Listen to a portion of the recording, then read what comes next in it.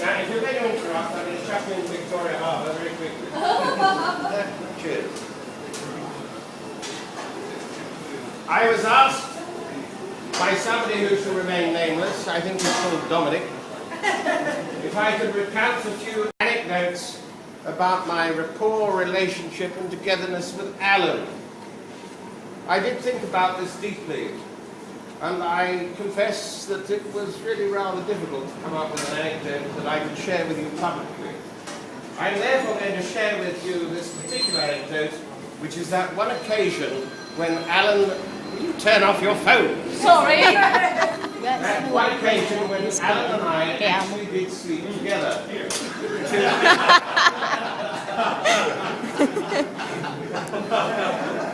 To give you some context to this, there were rumours rampant in Kennedy Town as to the exact nature of our relationship, which I have to say Alan and I found really rather amusing. And on one occasion, Alan let us walk across the road hand in hand. He said, "You fool, I don't think told you that." Well, he didn't really need to do this. So let me get to the anecdote before I move on to something really rather more important. I remember the particular evening because I was working up at the university. It was a Wednesday evening when I had an evening class. And I got a message, an SMS on my phone. "Where are you, you fool?" So I phoned him up. I said, "I'm on my way, dear boy, I'm on my way down to Kennedy Town." This was when the place, now the Piccolo, that won't go into that now, was open. So I made my way to Kennedy Town, and Alan had several glasses with rock gallons ahead of me. So we drank this and that, and all of a sudden, Alan leant before me and whoever else was by me, and Steve was not so far. He did have to make a profit after all. And Alan's eyes went up to heaven and went, boom. Steve said, "Can I give you a hand, sir?" I mean, to me, it's not me who needs a hand, it's him. So we escorted Alan across Davis Street. It took about 10 minutes. We all fell together in the bushes outside the public toilets. I won't go into that.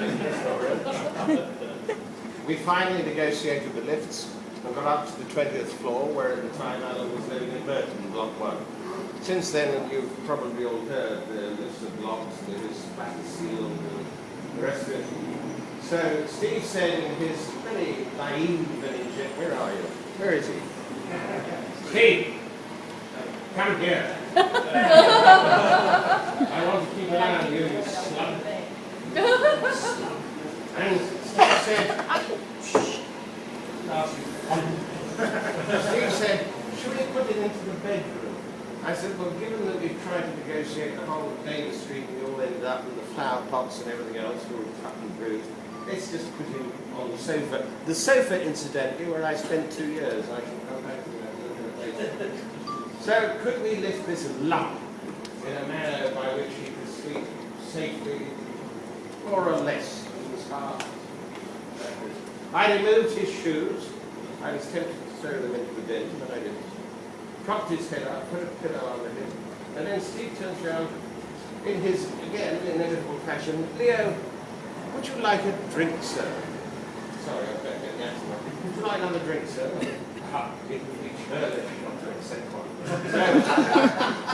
So downstairs I went, leaving Alan on the sofa. Some hours later I ended up in a similar state to Alan. Myself had to be escorted back to the Burton. I believe the term is legless, except that I couldn't find my legs or anything else. And Steve, who was very solicitous, "How much money have I paid you down here?" So he said, "Yeah, okay, sir." I staggered him, and of course, as we all know, or most of us know, that when you're absolutely pissed out of your brain, you have a frame in your mind of what had occurred when you were reasonably sober. So I was convinced that Alan was still on the sofa, so I thought that I'll go into the bedroom. So I think slithered is perhaps the better term, into the bedroom and onto his bed.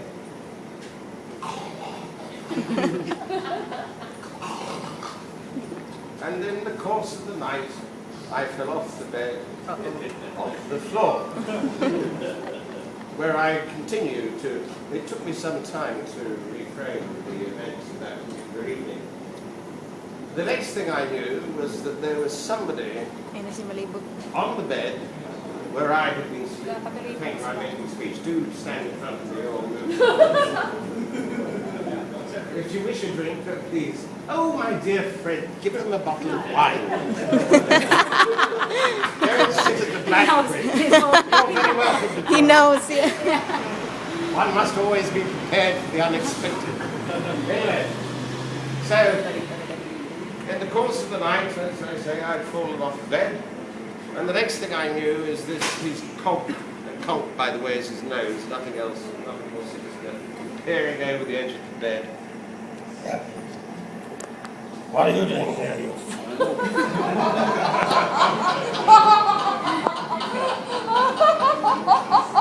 And I said, well, but you're sleeping on the sofa.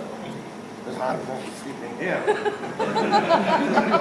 So I sort of crawled out of his bedroom onto the sofa, and the next day it transpired that what had happened to Alan was that he had fallen over the other side of the bed into what he euphemistically referred to as the coffin, which was, he had a big shelf in his bedroom, and I think he slept there quite comfortably. Yes, a pig in, whatever.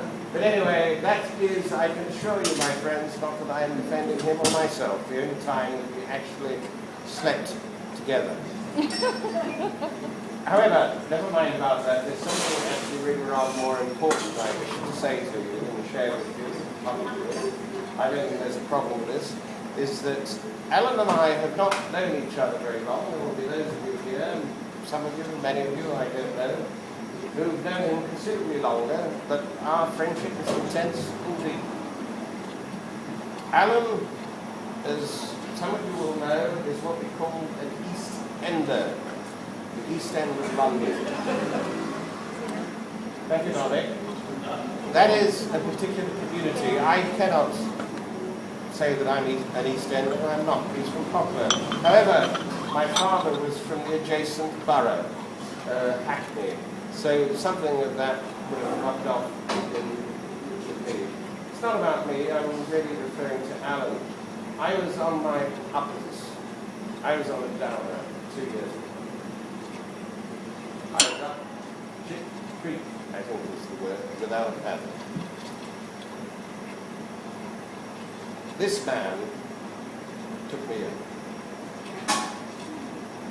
He didn't know me too much. There were two conditions about being taken in. He said, "Are you house trained?" And I said, "Well, I need a sand train from time to time. Apart from that, I don't think it'll be well behaved." I'm trying to remember what the second condition was. So we'll come back to that at some point.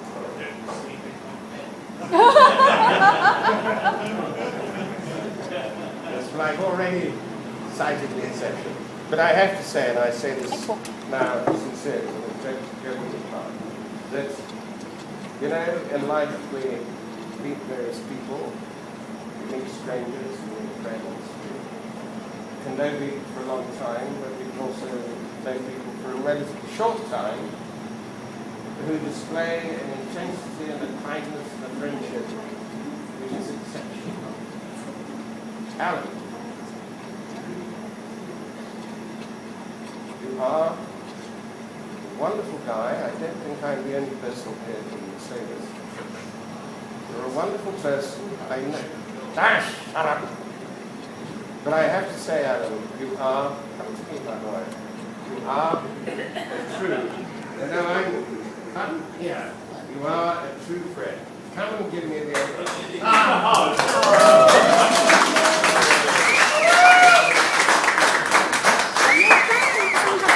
And I want to say thank you. Thank you very much in front of everybody. Thank you. By the way, you're going to Bangkok. You better bloody well make sure you've got a sofa. Ladies, gentlemen, raise your glasses to a fine man. Alan. Cheers. Cheers. Cheers. just have to get rid of this fool. Well, you know, rum, maybe a little ditty, a little come beside me, my friend. Beside you? Turn the music down! Turn it off! There's much better music coming than that garbage. Okay, go on. You listen to song? Yeah, we thought we'd tell you all to pop off so that we and I can have a video. Ano yun? Narinig ko kaya? Right, are you ready? Who's this? Yeah, men, Leroy, let me, men. I-cheers ko kaya. Yeah.